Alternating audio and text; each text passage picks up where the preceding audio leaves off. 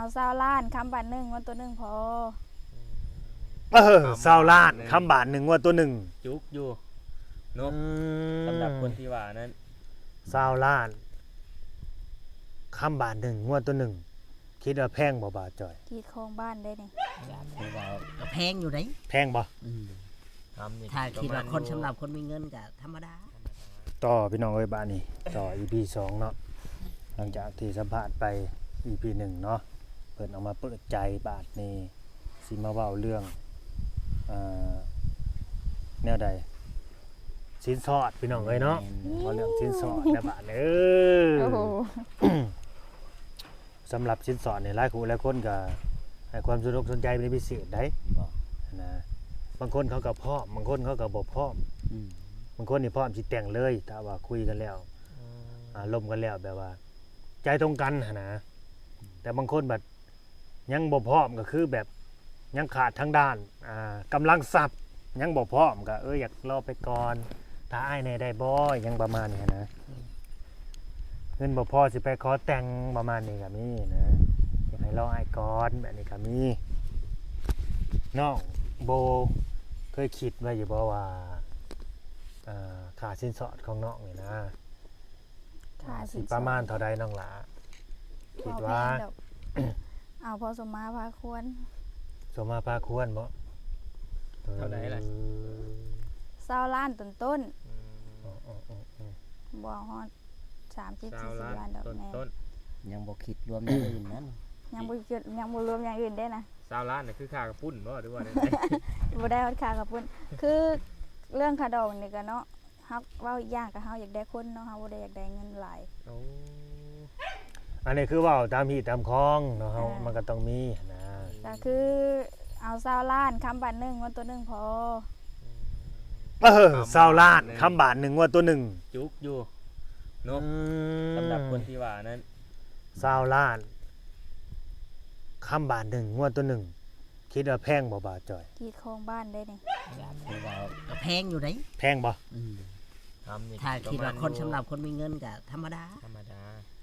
คนบ่มีเงินก็สิแพงเนาะคนที่หาเช้ากินค่ำนี่ก็สิแพงอยู่สำหรับคนอื่นก็อาจสิแพงสำหรับคนที่มีเงินก็อาจสิทำนี้ธรรมดาแต่สำหรับป้าหรือว่าท่านสวเนาะของบ่าวลาวนี่บ่แพงได้ซ้ำนี่จิบมามื้ออื่นนี่ยังได้เอาแล้วเอาเรื่องบาทนึงบ่ได้แพงจิบคำบาทหนึ่งคำบาทหนึ่งก็50,000ไหลไปโลดตายโต55,000ซะไหลไปเพื่อดำเด็ดดำนามันก็ต้องมีดำเด็ดดำนา20 ล้านได้ประมาณเท่าใดบาท20 ล้านจักหมื่น20 ล้าน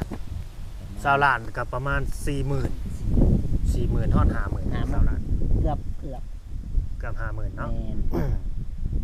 ประมาณ100,000เด้อบ้านน้องเพิ่นเป็นผู้สาวนะบันงัวตัวนึงก็บ่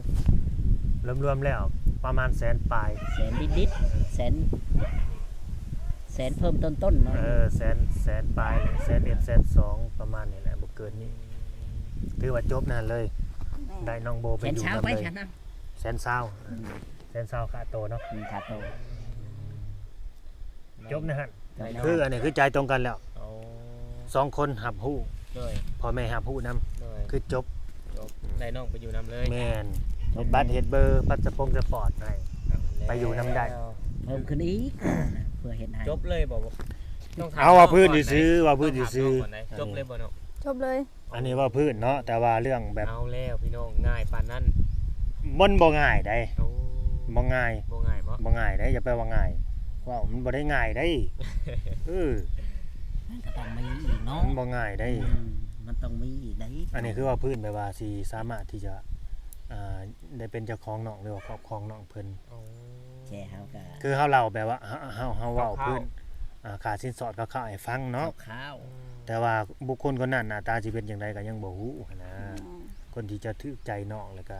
ใจตรงกันกับน้องเพิ่นนะแต่ว่าค่าดองสิคร่าวๆประมาณนั้นแหละถือว่า120,000เพิ่นก็อาจสิเพิ่มคือหัดก็มีบ่แน่ถ้าลองรับแสนเอา แม่นถือว่าได้เป็นคนของใจ อ่า ได้ทั้งแบบว่า ได้ทั้งใจได้ทั้งคน ได้ทั้งแม่ของลูกนำนะในอนาคตโลดเอาง่ายๆซะ ได้ทั้งตัวแล้วก็หัวใจ โอ้ยสาด ไปทั้งตัวและหัวใจแม่ของลูก โอ้ย ถือว่า ให้บ่จ้อยไปนั่งเต็งฉุดนั่นไว้บ่จ้อยบ่จ้อยอย่าเต็งบ่อยู่อันนั้นเดี๋ยวมันปิ้น มันบ่เป็นหยังดอก มันบ่อยู่ได้ลง สายล้าน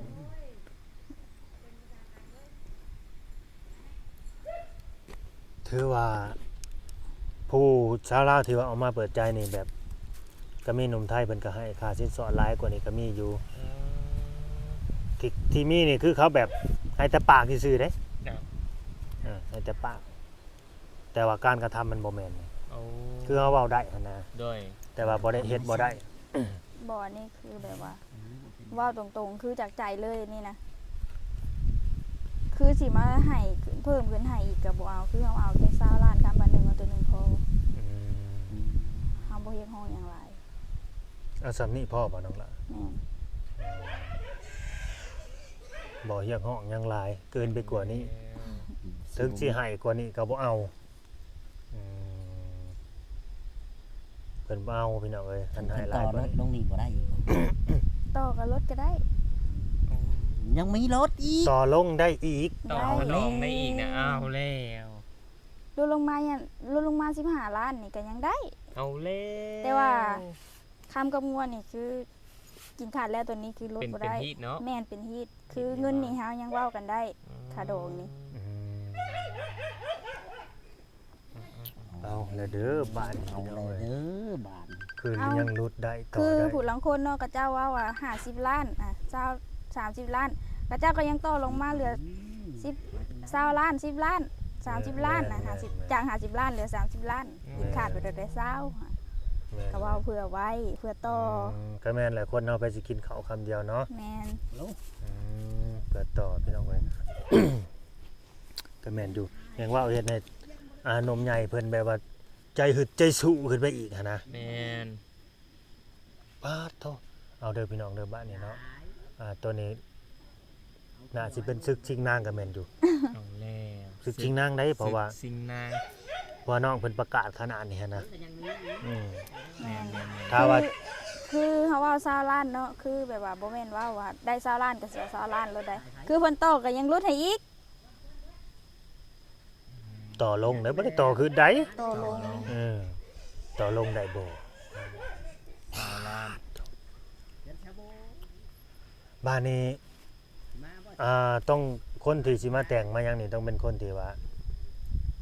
มีต้นทุนที่ดีกว่าน้องบ่หรือว่า ถ้าว่าเขาพาไปเฮ็ดเวียกงานนักๆนี่น้องก็สิไปอยู่บ่ ก็ถ้ามีเวียกมีงานเฮ็ดเนาะก็มีรายได้เข้าในตู้เวียกหนักหรือว่างานหนักเฮ็ดได้เพราะว่าเฮาก็ทุกข์มาแต่น้อยเฮาก็เฮ็ดได้บ่แม่นว่าเฮ็ดบ่ได้หยังนะก็ถ้าเฮาบ่อยากสร้างอยากสร้างเฮาสิเอาไปเฮ็ดหยังผัวเฮาสิมีเฮ็ดหยังครอบครัวหั่นน่ะ โดยก็พร้อมสิสู้ไปนำกันอีก พร้ เนาะ อมที่สู้มีเหตุผล โอ้ยพี่น้องเอ้ยสิบ่าเว้าได้ใจแต่เด้อ แม่น พร้อมสิสู้ไปเฮ็ด พร้อม นำกัน ที่สู้กับอ้าย บ่จำเป็นว่าเจ้าสิมีทุกอย่างคือปูทางไว้ให้ข่อยไปนี่เนาะ แม่นบ่จำเป็นว่าเจ้าต้องสิมีทุกอย่างว่าคือให้ข่อยย่างไปทางใดนี่บ่ให้ข่อยเหยียบขี้ดินเลยนี่บ่เป็นแบบบ่ได้อาชีพเฮาหลักๆเฮาคือเฮาเป็นคนลูกสาวไร่ชาวนา โดย เฮา คัน ต้องเฮ็ด เฮาได้ไปแล้วก็แสดงว่า โอ้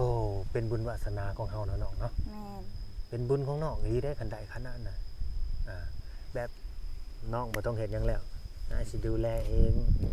แดดมาเห็นตะเว้นมาส่องกี่ต้มก็บ่ให้ลง โอ้ยบ่ได้ดอก บ่ได้อีกบ่แม่นก็ดิ บ่เป็นไรก็บ่ได้ คนเคยลำบากเนาะ แม่นเฮาก็ต้องเฮ็ด เออ บ่เฮ็ด บ่ได้พี่น้องเอ้ยน้อง แม่น คันบ่ลำบากเนี่ยบ่ได้น้องว่าต้องได้เฮ็ดแน่นะ บ่หาก็บ่มีถ้าบ่หาเลี้ยงชีพเจ้าของก็คืออยู่บ่รอด คน ครับพี่น้ง คือแบบว่าเพิ่นมาแต่งมาแปลงเอาเฮาเนาะมาเอาเฮาไปเป็นเป็นลูกเป็นเมียสิให้แต่เพิ่นหาผู้เดียวเฮาสินอนท่าแต่กินท่าแต่ใส่เงินแบมือขอเงินอยู่บัดนี้มันก็เป็นไปบ่ได้ โด ค ย น โด มัน ย อยาก โดย มีอยากหาก็ต้องหานํกัน แม่นสอยกันเฮ็ดสอยกันสร้างเนาะ แม่น แต่บ่คืออ้ายนี่บ่อยังให้น้องลำบากนี่นะสมมุติ อ่า เงินเดือนก็มีให้ต่างหากบ่ต้องไปหาหยังเนี่ยนี่ ก็ บ่ สิ ให้ หา แด่ แนว อีกชิ้นเดือนละให้เงินโลดนี่ ก็สิหาแนวมาเฮ็ดมาขายอะกันว่าสิบ่อยากให้รวมทางนั้นแล้วก็ โอ้แน่นั่นบ่ แม่น โอ้คักเด้อพี่น้องเอ้ย ถือว่าสู้เนาะ แม่นแบบอยากหาซอยกันหั่นน่ะบ่อยากอยู่ซื่อๆเออ โถฮาดเด้อ บ่อยากอยู่ซื่อๆพี่น้องเอ้ยบ่อยากแบบว่าอยู่ล่าๆฮะเนาะเอากระติกมาใส่ อยากเฮ็ดเวียกเฮ็ดงานนำหั่นนะประมาณนี้ กระติก เศษ 2,000บ่น้องโอ้ยคือเศษน้อยแท้ ชื่อบ่เป็น เออ ซื้อบ่เป็นหมอนี่บาลาคอแห้งเขากินน้ำกันเด้อพี่น้องเอ้ยถามน้องต่อบาดจอยพอลูกแพะถามน้องต่อ แต่ถือว่าชัดเจนแล้วพี่น้องเนาะสองเนาะ เรื่องบ่ได้เป็นคนที่พูดชัดเจนแล้วก็ แม่นมีแต่ว่าใจตรงกันแล้วเว่าไปด้วยกันได้พี่น้องเนาะเข้ากันได้ก็ถือว่าโอเค คือความรู้สึกคือการใจตรงกันแบบคุยกันได้ไปได้ว่ายอมรับในสิ่งที่เป็นซึ่งกันและกัน บาดนี้อ้ายสิถามเด้อน้องเป็นคนใจร้อนบ่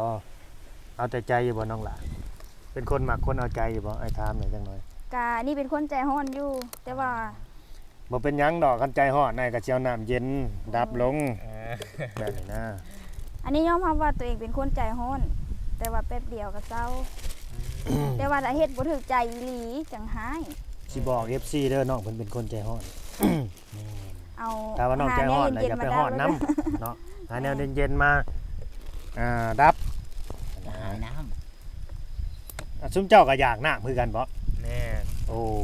นึกว่าอยากแต่ข่อยน้องโบได้อยากอยู่บ่ตอนนี้คือสิรู้สึกอยากเลยเนาะ ก็คิดอยู่ บาดจอยเทให้น้องเพิ่นเนี่ย เสิร์ฟให้น้องเพิ่นให้บ่จ้อย เอาให้น้องเพิ่นกินน้ำแน่ซุมเจ้าก็โพดโพ เคยเจ้าอยู่น้องเจ้ากับเททางนั้นตีอ่ะ ยังมาใส่เจ้าอีอยู่บ้าน บ่ เนี่ย จ้อยบ่ได้ยอมไหน เจ้านี่บ่มีน้ำใจเนาะอู้น้ำเปล่าน้องล่ะ เด้อเข้าใจ เอาน้ำเปล่าก่อน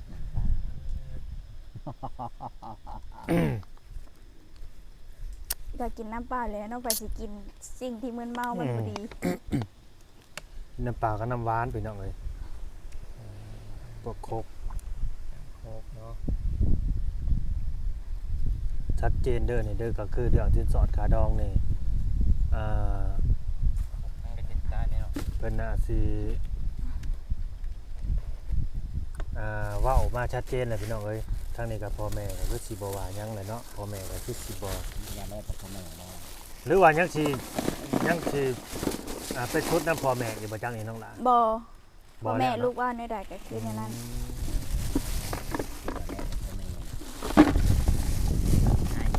แม่คอยจะบ่ได้เว้าได้ว่ะเอาแล้ว พ่อแม่คือลูกแล้วแต่ลูก ลูกว่าเท่าใด ลูก ก็ ว่า เท่า ใน นั้น ใด เนาะ ก็เท่านั้น โดยเพราะว่า แต่ จังได๋ ความ ก็ สุขของลูก แม่น ตามหลักนี่ในชีวิตจริงก็แบบผู้บ่าวผู้สาวนี่ก็ต้องได้เว้ากันอยู่แล้วนะเรื่องนี้นะก็ต้องได้ปรึกษากันอยู่แล้วว่า แม่ สิ น ประมาณเท่าใดนะกินได้แม่น้ำนี่บ่อยากติ มานั่งเบิ่งหยัง ไม่ได้เฮ็ดคือกระเทยหลาย ก็หวังว่าหนุ่มๆหลายคนนี่น่าจะคิดหนักอยู่ตอนนี้นะว่าเฮ้ยซ้ำนี่เฮาสู้ได้นะซ้ำนี่แต่งได้บางคนก็ว่าบางคนก็หาเงินไปก่อน แต่บางคนก็ผู้ที่เขามีพร้อมเนี่ยเขาบัดเขาอยากจวดจ้านเราได้เนาะอันนี้เขาก็ต้องใช้เวลาคุยกันก่อนนั่นบ่ แม่น คันสิแบบปุบปับเลยมันก็บ่ได้เนาะ แม่น เพราะว่าเขายังบ่ทันรู้จักนิสัยกันนะ คือแบบว่าตกลงแล้วก็คือแม่นอยู่ผู้มีพร้อมก็มี แม่นมันต้องเรียนรู้กันก่อนใด แม่น ถ้าสิไปแบบว่าเขาจะพร้อมเขาจะมักแท้มื้ออื่นมื้อหรือว่าอีก 2-3 มื้อมาโลดบ่ได้อยู่นํกันบ่ดนแบบนั้น แม่น เพราะยังบ่รู้จักนิสัยกันเด้ต้องเรียนรู้นิสัยกันบ่น้อยก็หลายหรือว่าเดือนหนึงบ่หรือว่าครึ่งเดือนนั่นนี่จักสิฮู้นะ แม่น แบบว่าค่อยรีบเด้ ข่อยย่านบ่ทัน โอ้ บ่ทัน แน่ เจ้าก็ รีบ เจ้าก็ใจฮ้อนอีแม่นี่บ่ ย่านแปลว่า แบบ ใจฮ้อนคือกันเด้ มันบ่มีแต่เฮานั่นนี่เนาะ แม่น คนอื่นเขาพร้อมมานะเขา แต่ บั ว่า ด เฮาคิดว่าเฮาก็พร้อมแล้วตามที่น้องเพิ่นเว้ามา แม่นอยู่เจ้าน่ะพร้อมแต่ว่าทางน้องบ่พร้อมได้ซะ อ๋อ เออ มันจะไม่ได้ มันเป็นอย่างนั้นได้ ต้องคุยกันก่อนเนาะ เจ้ามี2แสนนี่สิมาให้ก็ตามแต่ว่าทางน้องยังบ่พร้อมเลยคืออยากคุยกับเจ้าไปก่อนนิสัยอยากกัน อยากเบิ่งนิสัยอยากเบิ่งใจเจ้าก่อน เบิ่งใจคอกับเบิ่งจิตใจคนเนาะ แม่นบ่น้อง แม่น คันว่าคันมี2แสนนี่ไอ้ไปได้เลยบ่คันว่าน้องตอบว่าโอเคแหละคือ ได้ บ่เขาจะบ่นั่นนั่นเพราะว่ามันยังเบิ่งกันบ่ได้เนาะ แม่น ยังบ่ฮู้ว่าเพิ่นสิคิดแนวใดเฮาสิคิดแนวใดบางทีเอาเงิน200,000นั้นมาแล้วบล็อกเฟซบล็อกไลน์บ่ติ่มได้ซะเป็นอยู่อยากคุยกับเพิ่นน่ะเพิ่นก็บ่ฮู้ใจเฮาก็บ่ฮู้ใจเพิ่น แม่นมันก็มีหลายกรณีพี่น้อง แม่นทางที่ดีกับกันดีกว่าแก้ล่ะ จะได้ บ่พอใจฮ้อน เอา คุยกันไปก่อน คุยกันไปก่อนเบิ่ง จัง กั ได น ก็ ไป ต้องดี แม่ ถ้าน กันดีกว่าแก้กันไว้ก่อนน่ะดีแล้ว กันไว้ก่อนดีแล้ว เบิ่งกันไปก่อน ป่ามันเป็นมาแล้วมันมาแก้น้ำหลังมันยากเด้อบัดนี้ ดี แม่น เอาลิ ต้องเบิ่งใจกันไปก่อนนะ กันไว้ บ่ ก่อ ฟ้าน ใจฮ้อนบ่แม่นสิเห็นแบบผู้สาวสำน้อยแล้วสิหาเอาใส่ปัดบ่ได้พี่น้องเนาะต้องใจเย็นๆ โอ้เราเป็นตะแพงเนาะเราเป็นตะหักเนาะเราว่าสำนี้เพราะว่าเนาะเราหาวใส่บ่ได้เด้นะ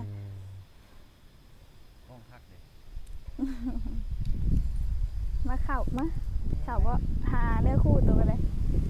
หาแพน ก็บ่มีหยังสิถามต่อได้พี่น้องเอ้ยบัด แม่ นี้เนาะ น ทางบ่าวลาวนี่บ่มีหยังสิถามต่อคือนี่คือ EP 2เด้สิถามมันเรื่องค่าดองสินสอดน้องเพิ่นคร่าวๆเนาะแต่หลายคนก็ให้เบิ่งให้จบคลิปอะไรก็สิได้ฮู้ แม่น ถึงเนื้อหาใจความของการสัมภาษณ์เนาะบางคนมันสิเว้าซ้ำนี้เฮาแต่งได้เฮาพร้อมแม่นอยู่เจ้าพร้อมผู้เดียวมันเป็นไปบ่ได้นะต้องสองคนสองฝ่ายพร้อม ป้อมบุเดียวเขาบ่พร้อมนั่นก็บ่ขึ้นเนาะ นั่นแหละมันเป็นอันนั้นเนาะ อืม ก็เป็นกำลังใจให้เนาะสู้ๆน้องหลาน โดย เนาะขอให้ได้เจอคนที่ว่า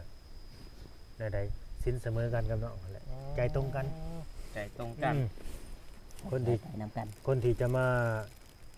เฮ็ดมาสร้างหรือว่ามาพาน้องสร้างน้องสาแล้วก็ดูแลน้องเป็นผู้นำให้น้องเป็นเสาหลักเป็นหัวหน้าครอบครัวที่ดีเนาะเป็นผัวที่ดีเป็นลูกที่ดีของพ่อเฒ่าแม่เฒ่าลูกเคยที่ดีของพ่อเฒ่าแม่เฒ่านั่นนี่นะเด้อแม่นบ่ไอ้เว้า แม่น โอเคพี่น้องเอ้ยนะสิได้จบคลิปสิได้จบคลิปไว้ซะนี่แหละว้าวหลายแล้วบ่ท้าต่อยแล้วบัดนี้หรือสิมี EP ต่ออีกบ่ โอ้ เอา EP 3ต่ออีกบ่สิถามยังว่า EP 3 เอามือหน้าก่อนเนาะ EP 3นี่ต้องมี FC มานำในบาทนี่EP 3เป็นอันใดต้องมี FC มานำเพิ่นยังมาเบิ่งเด้มาเยี่ยมมายามเด้ มาได้เนาะ มาได้ เรามาได้เพิ่น มาได้เพราะว่าทางเพิ่นก็บ่ได้นะเด้บ่ได้ปิดกั้น แน่อยากข้ามมาเล่นน้ำน้อง เปิดตลอด24ชั่วโมงเด้อทางเข้าบ้านนอกนี่เด้ โอ้ ทางเข้าหมู่บ้านเนี่ยบ่ได้มีปิดกั้นเด้ บ่ได้ปิดบ่ บ่ได้ปิด เรียนว่าใส่น้ำจับขัง บ่เปิดตลอด นั่นติ เจ้าเข้ามาเด้จะมีคนปิดบ่ บ่ฮู้คือกัน แห แห ละ ละ บ่ฮู้เด้เด้ ยัน ทาง ว่า ก็เปิด ปิดไว้ ทางมันก็เปิดคือกันกับใจคนนี่ ไหน เนี่ย เอ้ย ตลอด24ชั่วโมง จวดจ้าดโอเคเนาะ หาเป็นคนมาปิดเท่านั้นเนาะ โดย ใจก็ได้ โอเคพี่น้องเอ้ย พี่น้องเอ้ย เนาะสบายดีสวัสดี สบายดี ไปร้านมันสิยาว สบายดี โอเค